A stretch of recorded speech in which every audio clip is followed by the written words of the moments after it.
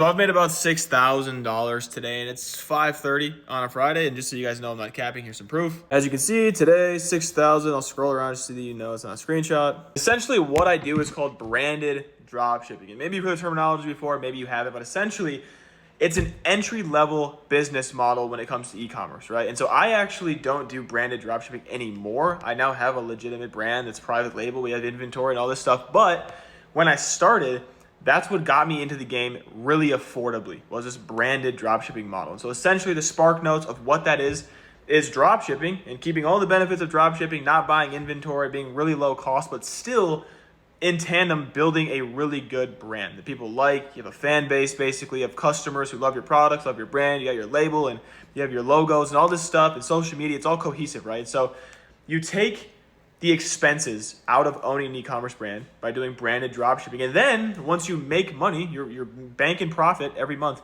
then you use that profit to establish your brand, separate yourself from dropshipping, and buy inventory and become a legitimate brand, right? And I feel like people think it's really hard to get into e-com nowadays and start dropshipping. And if you know what you're doing, have a little bit of direction, you can start a store, find a product, build a brand, you can calo rip, whatever.